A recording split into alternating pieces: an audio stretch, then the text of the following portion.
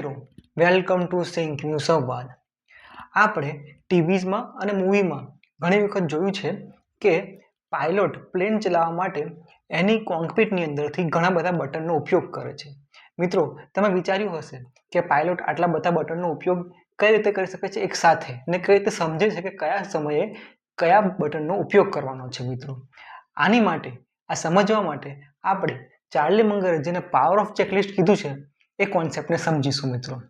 મિત્રો જ્યારે પણ પાયલટ પ્લેન ચલાવે છે કે પ્લેન ચલાવતા શીખે છે ત્યારે એમને ચેકલિસ્ટ દ્વારા સ્ટેપ બાય સ્ટેપ કઈ વસ્તુ કરવી છે, કઈ રીતે પ્લેનને ઓપરેટ કરવાનું છે, કઈ રીતે ટેક ઓફ કરવાનું છે, કઈ રીતે લેન્ડિંગ કરવાનું છે અને કઈ રીતે પ્લેન ચલાવવાનું છે એ સંપૂર્ણ ટ્રેનિંગ એક ચેકલિસ્ટ અપ્રોચથી આપવામાં આવે છે। મિત્રો એ જ રીતે જ્યારે તમે કોઈ ડૉક્ટર પાસે ગયા હશો ત્યારે ડૉક્ટરે તમને પૂછ્યું હશે કે તમને શરદી છે, ખાંસી છે, તાવ છે કે બીજું કંઈ છે અને એના આધારે રિપોર્ટ્સ લખ્યા હશે।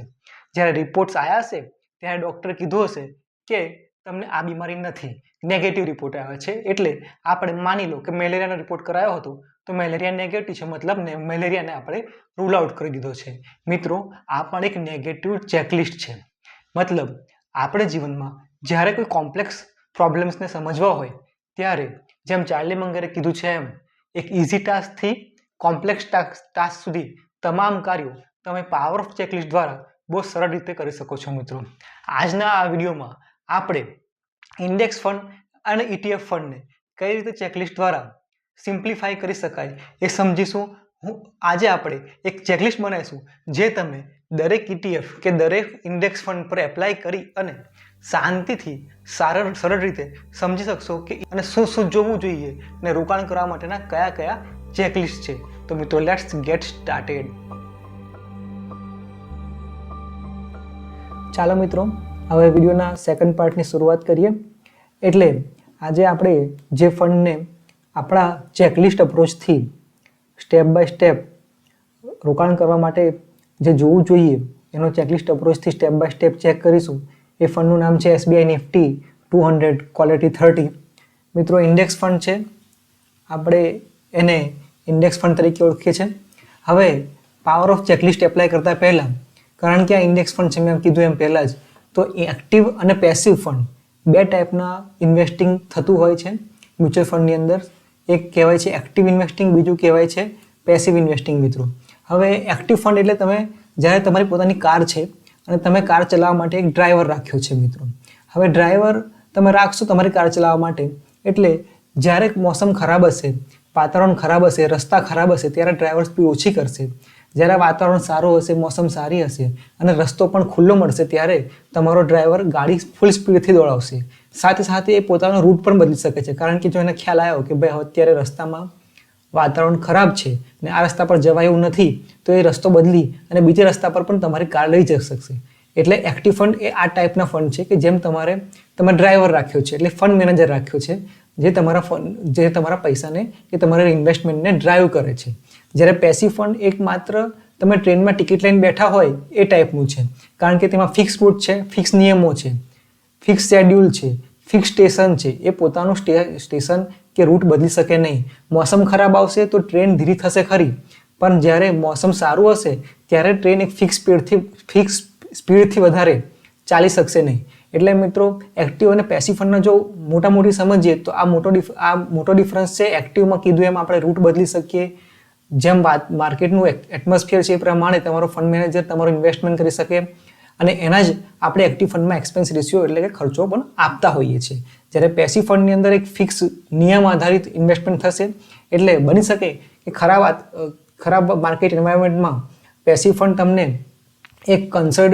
એક લિમિટેડ રિટર્ન આપે, જ્યારે સારા વાતાવરણની અંદર પણ એ આપણો જે GDP ગ્રોથ હોય છે એની આસપાસના કે એનાથી 2-3% વધારાનો રિટર્ન આપી શકશે, કારણ કે એક પેસિવ સ્ટ્રેટેજી છે। આમાં કોઈ ફંડ મેનેજરની જેમ એક્ટિવલી આલ્ફા સિકિંગ મતલબ કે સારું રિટર્ન મેળવવા માટેનો પ્રયત્ન કરી શકાતો નથી। એટલે પરંતુ સાથે પેસિવમાં તમારે એક્સપેન્સ રેશિયો પણ ઓછો હોય છે, એટલે તમારો ફંડનો જે ખર્ચ તમારે આપવો પડે છે ફંડ મેનેજર રાખવાનો એ હોતો નથી, એટલે અહીંયા એક્સપેન્સ રેશિયો ઓછો હશે। એટલે મોટો એક્ટિવ ફંડ ને પેસિવ ફંડને આ રીતે સમજી શકાય। ડિટેલમાં એના વિડીયો ફરી કોઈ દિવસ બનાવીશું, પરંતુ આજે આપણે SBI નિફ્ટી 200 ક્વોલિટી 30 જે ફંડ છે એના પર ફોકસ કરીએ તો મિત્રો આપણે એના માટે ચેકલિસ્ટ બનાવ્યું છે આ ફંડને રિવ્યૂ કરવા માટે. તો ચેકલિસ્ટમાં 3 મેઇન પોઈન્ટ છે. પહેલું છે કે પોર્ટફોલિયો સ્ટોક સિલેક્શન. મિત્રો આ ઇન્ડેક્સ ફંડ છે એટલે ઇન્ડેક્સ ફંડમાં કોઈ પણ ફંડ મેનેજર નથી. અલ્ટિમેટલી તમારો કોઈ પણ મ્યુચ્યુઅલ ફંડમાં રોકાણ થાય એ એક સ્ટોકના પોર્ટફોલિયોમાં જ હશે. મતલબ કે સ્ટોક એટલે શું? તો કે જે બિઝનેસ કંપની કરતી હોય છે એનો એક શેર બહાર પાડે છે અને આપણે સ્ટોક કહીએ તો એ સ્ટોક્સના ભેગા થઈને એક પોર્ટફોલિયો બનશે. માની લો 15 કંપનીનો પોર્ટફોલિયો બન્યો, 20 કંપનીના સ્ટોકનો પોર્ટફોલિયો બન્યો. એટલે અલ્ટિમેટલી તમારું રિટર્ન એ સ્ટોકના પોર્ટફોલિયોમાંથી જ બનવાનું છે. જે કંપનીના શેર અલગ અલગ પ્રકારની 15 કંપનીના શેર લીધા કે 20 કંપનીના શેર લીધા તો એનાથી જ બનવાનું છે. એટલે આપણે એ ચેક કરવું જોઈએ પહેલું કે પોર્ટફોલિયો સ્ટોક સિલેક્શનની રીત કઈ છે. એક્ટિવ ફંડ મેનેજરમાં તો આપણે ફંડ મેનેજર પર વિશ્વાસ કરવો પડશે. જેમ કીધું એમ આપણે ડ્રાઈવર જે રીતે ગાડી ચલાવે એ જે રૂટ સિલેક્ટ કરે એના પર આપણે વિશ્વાસ કરવો પડશે. પણ જ્યારે આપણે પેસિવ ફંડમાં હોઈએ જેમ કે આ SBI નિફ્ટી 200 ક્વોલિટી 30 એક ટાઈપનું ઇન્ડેક્સ ફંડ છે તો આની અંદર આપણે પોર્ટફોલિયો સ્ટોક સિલેક્શન એક પ્રોસેસ આધારિત થાય છે, એક સિસ્ટમ આધારિત થાય છે, નિયમો આધીન થાય છે. તો એ નિયમો કયા છે એ સમજવા પડશે આપણે ચેકલિસ્ટની અંદર. બીજો પોઈન્ટ આવશે કે આપણે વેલ્યુએશનને મેઝર કરીશું અને વેલ્યુએશનને કઈ રીતે ચેક કરવું જોઈએ તમને સમજાવી દઈશ. ત્રીજો પોઈન્ટ આવશે કે ફંડનો એક્સપેન્સ રેશિયો અને ટ્રેકિંગ એરર. એક્સપેન્સ રેશિયો મતલબ તમને કેટલો ખર્ચ પડે છે ફંડ બાય કરો છો તો તમારા ઇન્વેસ્ટમેન્ટ સિવાય કેટલા પૈસા એ એક્સપેન્સમાં જાય છે. ટ્રેકિંગ એરર મતલબ જે બેન્ચમાર્ક છે, કારણ કે ઇન્ડેક્સ ફંડની અંદર હંમેશા યાદ રાખો કે બેન્ચમાર્કને જ ટ્રેક કરશે, એનાથી વધારે રીતના આપવાનું નથી. એને બેન્ચમાર્કને ખાલી ફોલો કરવાની છે. તો બેન્ચમાર્ક સાથે કેટલા એક્યુરેસીથી ફોલો કરે છે એને આપણે ટ્રેકિંગ એરર કહીએ. તો એ આપણે જોઈશું કે આ 3 મુખ્ય ચેકલિસ્ટ એપ્રોચથી આપણે આજના આ ફંડને રિવ્યૂ કરીશું. તો ચાલો શરૂઆત કરીએ. તો પહેલી છે સ્ટોક સિલેક્શન પ્રોસેસ, જે આપણે પહેલાં વાત કરી એમ પોર્ટફોલિયોમાં સ્ટોક સિલેક્શન પ્રોસેસ. મિત્રો અહીંયા આપણે જોઈએ એમ તો સ્ટોક સિલેક્શન પ્રોસેસમાં આપણે SBI 200 ક્વોલિટી 30 એટલે હવે સમજો તો નિફ્ટી 200 એ આપણી મધર ઇન્ડેક્સ છે. મિત્રો નિફ્ટી 500 એટલે ઇન્ડિયાની ટોપ 500 કંપનીઝ, જ્યારે નિફ્ટી 200 એટલે એ 500ની અંદરથી 200 જે ટોપ કંપની છે એ. હવે એમાંથી આપણે ક્રાઇટેરિયા બનાવ્યો ક્વોલિટી 30નો, મતલબ 200માંથી 30ને સ્ક્રીન કરવાનો એટલે કે એને ગાડી લેવાનો એક ક્રાઇટેરિયા બનાવ્યો આ ફંડ ઇન્ડેક્સ ઊભી કરવા માટે. એટલે હવે એમાં કયો ક્રાઇટેરિયા છે? તો ભાઈ પહેલું છે કે stocks from Nifty 200 index at the time of review are eligible. એટલે 200માંથી જ આપણે નિફ્ટી 200માંથી જ ક્વોલિટી 30 સ્ટોક લેવામાં આવશે. બીજું એ કીધું છે કે 30 કંપનીની અંદરથી હાયર પ્રોફિટેબિલિટી, લોઅર લેવરેજ અને મોર સ્ટેબલ એન્ડ. મતલબ આ 200 કંપનીમાંથી 30 કંપની એવી લેવામાં આવશે કે જેનું ડેપ્ટ એટલે કે જેની લોન જેના પર કોઈ બહુ મોટું વ્યાજનું પરિબળ નહીં હોય, સાથે સાથે જેનું પ્રોફિટેબિલિટી મતલબ કે નેટ પ્રોફિટ સારો રહ્યો હશે. અને ત્રીજું કે એને સ્ટેબલ અર્નિંગ હશે, મતલબ કે એનું એક વર્ષે 50 કરોડ હોય, બીજા વર્ષે 100 કરોડ, ત્રીજા વર્ષે પાછું -50 કરોડ, એ ટાઈપની નેટ પ્રોફિટ નહીં હોય, એક સ્ટેબલ ટાઈપનો નેટ પ્રોફિટ હશે. એ ટાઈપની કંપની અહીંયા નિફ્ટી 200 ક્વોલિટી 30 ફંડમાં સિલેક્ટ કરવામાં આવે છે. બરાબર છે. હવે આ છે એક ઇન્ડેક્સ છે અને SBI એ ઇન્ડેક્સ, આ SBIનો જે ફંડ છે SBI નિફ્ટી 200 ક્વોલિટી 30 એ ઇન્ડેક્સને જ ટ્રેક કરે છે. મતલબ સેમ ટુ સેમ ઇન્ડેક્સ જેવું રિટર્ન આપશે એવું આને ફંડને એ રીતે જ બનાવવામાં આવ્યો છે. હવે આપણે જ્યારે જોયું છે કે અત્યારની હાલની પરિસ્થિતિમાં નિફ્ટી 200 ક્વોલિટી 30ની અંદર કયા કયા સેક્ટર ઇન્ક્લુડેડ છે. તો અહીંયા જોઈએ એમ FMCG છે, કેપિટલ ગુડ્સ છે, ઓઇલ એન્ડ ગેસ છે, IT છે, કન્ઝ્યુમર ડ્યુરેબલ છે, કેમિકલ છે, ઓટોમોબાઈલ છે. મિત્રો આ ફિક્સ છે કે નિફ્ટી 200માંથી જ 30 સિલેક્ટ કરવાના છે, એટલે 30 સ્ટોક સિલેક્ટ કરવાના છે. હવે આ 30 સ્ટોક બહુ સિસ્ટમ બેઝ એટલે રૂલ બનાવી દો છે. તો એ રીતે એ રૂલના આધારે સિલેક્ટ થશે કે ભાઈ એમાં ઓછું લોન હોવી જોઈએ કંપનીની ઉપર, એનું ઉપર બહુ મોટી લોન ના હોવી જોઈએ. બીજું હોવું જોઈએ કે એનો નેટ પ્રોફિટ સ્ટેબલ હોવો જોઈએ, એટલે બહુ વધઘટ થઈ હોવી જોઈએ નહીં. ત્રીજું બનાવ્યું છે કે ભાઈ એની સ્ટેબલ અર્નિંગની સાથે સ્ટેબલ ROE હોવું જોઈએ. તો આ 3 વસ્તુના આધારે બનાવ્યો છે. હવે અહીંયા સમજો તો નિફ્ટી 200 એ મધર ઇન્ડેક્સ છે, એમાંથી ક્વોલિટી 30 એટલે એક થીમેટિક વસ્તુ આવી ગઈ કે ક્વોલિટી 30 આપણે કઈથી કાઢીએ છીએ? તો 200ની અંદરથી કાઢીએ છીએ. હવે એની માટે રૂલ્સ તો બનાવી દીધા મિત્રો, પરંતુ રૂલ્સના કારણે ઘણી વખત શું થાય કે જે હ્યુમન એક્સપિરિયન્સ કે હ્યુમન જે માર્કેટ સાયકલનો અનુભવ હોય એ ના હોવાના કારણે આપણે માત્ર ને માત્ર નંબર આધારિત સ્ક્રીનિંગ અહીંયા કરી રહ્યા છે. અહીંયા ઘણી વખત એવું થતું હોય છે કે માર્કેટ સાયકલ ખરાબ છે. માની લો કે છેલ્લા 5 વર્ષથી એફએમસીજીની કન્ઝ્યુમરની માર્કેટ સાયકલ એટલી સારી નથી, એ લોકોનો ગ્રોથ એટલો નથી થઈ રહ્યો, છતાં પણ એમને વેલ્યુએશન હાઈ મળી રહ્યું છે. તો એમની નેટ પ્રોફિટ કદાચ સ્ટેબલ હશે, પરંતુ એમાં પ્રોફિટેબિલિટી હાઈ આવવાની શક્યતા દેખાતી નથી, કારણ કે એ લોકોના નિફ્ટી કન્ઝ્યુમરમાં અત્યારે પેનેટ્રેશન જે છે, હાઈ પેનેટ્રેશનવાળા સ્ટોક્સ જ નિફ્ટીનો પાર્ટ છે. એટલે આવું થવાની શક્યતા રહેશે કે તમારે જે એક્સપિરિયન્સ જે મેં કીધું એ પ્રકારના એક્સપિરિયન્સ કે એક પ્રમાણે માર્કેટ સાયકલ કે બિઝનેસ સાયકલનો અનુભવ ના હોવાના કારણે માત્ર ને માત્ર એક નંબર બેઝ ઇન્વેસ્ટિંગ થઈ જશે. એટલે એના કારણે ઘણી વખત એવું બનશે કે આ નિફ્ટી 50 બી ઘણી વખત જીડીપીની આસપાસ તમારું રેટ ઓફ રિટર્ન આપતું હોય છે, તો નિફ્ટી 200 ક્વોલિટી 30માં પણ આ પ્રકારની શક્યતા રહેલી છે. હવે આપણે આગળ જઈએ તો નેક્સ્ટ આપણો ચેકલિસ્ટનો અપ્રોચ છે કે વેલ્યુએશન શું છે અને શું હોવું જોઈએ. હવે મિત્રો, વેલ્યુએશન માટે એક બહુ બેઝિક કોન્સેપ્ટ છે જેને સંસારમાં લો ઓફ એવરેજીસ કાં તો રિવર્ઝન ટુ મીન કહેવામાં આવે છે. મિત્રો, લો ઓફ એવરેજીસ કે રિવર્ઝન ટુ મીન એ બહુ પાવરફુલ કોન્સેપ્ટ છે. મિત્રો, જ્યારે પણ તમે ઇન્ડેક્સ ઇન્વેસ્ટિંગ કરો કે ઇટીએફમાં ઇન્વેસ્ટિંગ કરો, જે કોઈ ઇન્ડેક્સ નો જ પાર્ટ હોય કે ઇન્ડેક્સના બેન્ચમાર્કથી ચાલતો હોય, તો એ ખાસ રાખજો કે ઇન્ડેક્સ ઇન્વેસ્ટિંગ ને ઇટીએફ ઇન્વેસ્ટિંગમાં તમે જે તમારો ઇન્ડેક્સ કે ઇટીએફ જે બેન્ચમાર્કને ફોલો કરવાનો છે, તો એ ઇન્ડેક્સ કે એ ઇન્ડેક્સનો ચોક્કસ તમારે વેલ્યુએશન જોવું જોઈએ મિત્રો.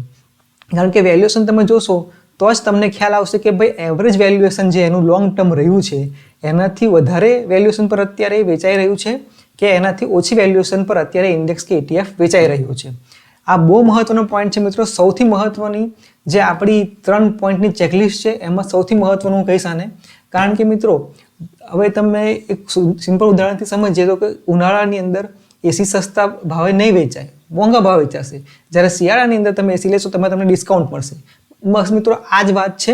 વેલ્યુએશન આપણે એવરેજથી ઓછી લેવાની છે. હવે તમે ક્યાં ચેક કરી શકો એ પણ તમને બતાવી દઉં. તો એક screener.in કરીને એક વેબસાઇટ છે, ત્યાં જઈને આપણે ખાલી નિફ્ટી જે પણ આપણે ઇન્ડેક્સ અત્યારે જે ફંડ જોતા હોય એની જે ઇન્ડેક્સ હોય, કારણ કે આપણે અહીંયા પેસિવ ઇન્વેસ્ટિંગની વાત કરી રહ્યા છે, તો અહીંયા આપણે નિફ્ટી 200 ક્વોલિટી 30 આ ઇન્ડેક્સનો ફંડ છે, SBI નિફ્ટી 200 ક્વોલિટી 30, તો એ જોઈ લઈએ. તો અહીંયા તમે જઈ અને એનું પી રેશિયો, જે વેલ્યુએશન ચેક કરવા માટે 2 પેરામીટર બહુ બ્રોડલી યુઝ થતા હોય છે. એક છે પી રેશિયો, બીજું છે પીબી રેશિયો. ખાસ કરીને જ્યારે હાર્ડ એસેટ્સ હોય, મતલબ કે જેમ કે તમારે પ્લાન્ટ્સ હોય કંપનીના, મેન્યુફેક્ચરિંગ હોય, ત્યારે પીબી રેશિયો વધારે યુઝ થતો હોય છે, જેમ કે ફાર્મા કંપનીઝમાં. અહીંયા આપણે માત્ર આ એક ક્વોલિટી 30નો એક કોન્સેપ્ટ છે, તો એની માટે પી રેશિયોનો એક બેઝિક બી લઈ લઈએ તો ખ્યાલ આવશે કે તમને નિફ્ટી 200 ક્વોલિટી 30 ઇન્ડેક્સનો પી રેશિયો એવરેજ 28.8 રહ્યો છે. જ્યારે આજની તારીખે કે જ્યારે આપણે આ ફંડને રિવ્યૂ કરવાનો પ્રયત્ન કરી રહ્યા છે, ત્યારે પણ 28.8 જ છે, મતલબ એવરેજ છે. એવરેજથી વધારે પણ નથી, એવરેજથી ઓછું પણ નહીં. જેમ આપણે આપણા પ્રેઝન્ટેશનમાં વાત કરીએ એમ આપણે ત્યારે લેવાનું છે કે જ્યારે આ વેલ્યુએશન બિલો મીન મતલબ એવરેજથી ઓછી હોય. અત્યારે આપણે વેઇટ કરી શકીએ, જ્યારે ઓછી હોય ત્યારે ત્યાં સુધી એને ટ્રેક કરવો જોઈએ. મિત્રો, હું કોઈ બાય એન્ડ સેલ રેકમેન્ડેશન આપતો નથી, હું તમને 3 પોઈન્ટનું ચેકલિસ્ટ સમજાવી રહ્યો છું. પહેલું આપણે જોયું કે પોર્ટફોલિયો કઈ રીતે બની રહ્યો છે, તો ભાઈ ખાલી નંબર આધારિત છે. નંબર આધારિત સ્ક્રીનિંગમાં બી જે મેઇન મધર ઇન્ડેક્સ છે એમાંથી કટ થઈને 30 સ્ટોક આવી રહ્યા છે, મતલબ એક થીમેટિક ટાઈપનો ફંડ છે, ક્વોલિટી થીમ પર ડિપેન્ડન્ટ છે. બીજી વસ્તુ આપણે જોયું કે એની વેલ્યુએશન કઈ રીતે જોવાની, તો ભાઈ રિવર્ઝન ટુ મીનનો કોન્સેપ્ટ આપણે એપ્લાય કર્યો અને ચેક કર્યું તો એની અત્યારે વેલ્યુએશન ઓલમોસ્ટ મીન એટલે કે એવરેજની આસપાસ ચાલી રહી છે.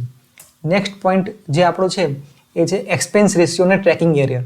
મતલબ એક્સપેન્સ રેશિયો મતલબ કે તમારો પૈસામાંથી કેટલા રૂપિયા કપાશે. જે ફંડ જે છે SBI છે તો SBI, ICICI પ્રુડેન્શિયલ છે તો ICICI પ્રુડેન્શિયલ, આદિત્ય બિરલા છે તો એ લોકો પાસે જશે, બાકીના પૈસા ઇન્વેસ્ટ થશે. એટલે એક્સપેન્સ રેશિયો તમારો જેટલો ઓછો હોય, કારણ કે પેસિવ ઇન્વેસ્ટિંગમાં હંમેશા એક્સપેન્સ રેશિયો બહુ ઓછો હોય છે, કારણ કે એમાં કોઈ એક્ટિવ ફંડ મેનેજર છે જ નહીં, એટલે એક્સપેન્સ રેશિયો સ્વાભાવિક રીતે એનો ઓછો હોવાનો. તો અહીંયા જોઈએ છે તો આપણે અત્યારે આપણી પાસે 3 ફંડનું કમ્પેરિઝન છે, તો જોશો તો એક્સપેન્સ રેશિયો ઓલમોસ્ટ 3-3માં સેમ છે.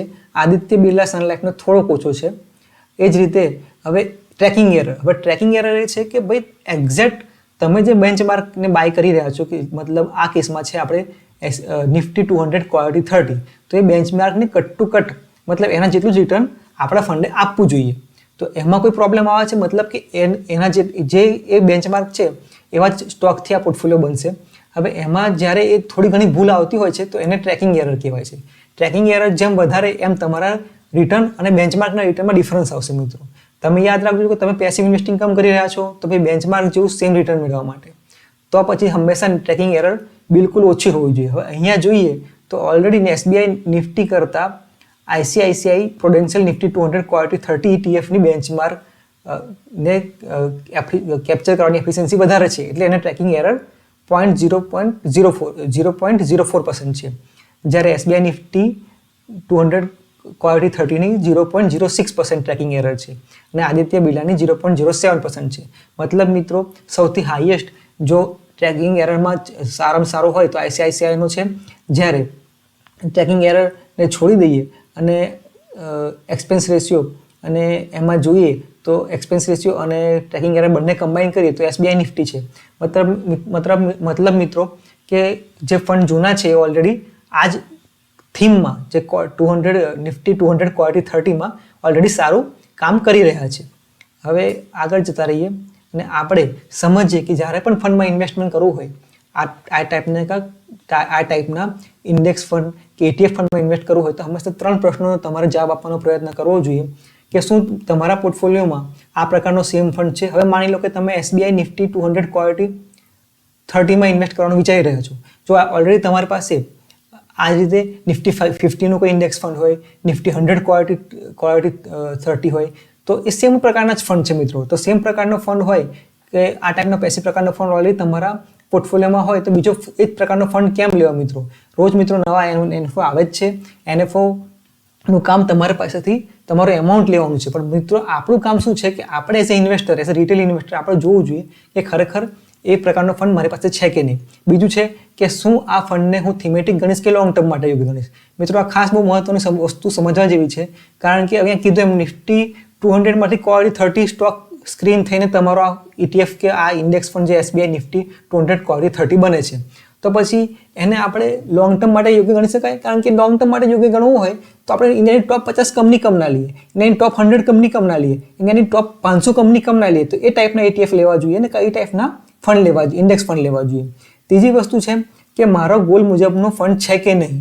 તો આ પણ તમારે સમજવું જોઈએ, કારણ કે જો તમે હવે આ ફંડમાં આવી અને 14%, 15%ની એક્સપેક્ટેશનથી આવશો તો એ બિલકુલ ખોટું થશે, કારણ કે આ ફંડ એ મોસ્ટલી નિફ્ટી 50થી થોડું ઘણું વધારે રિટર્ન આપતા હોય છે લોંગ ટર્મમાં.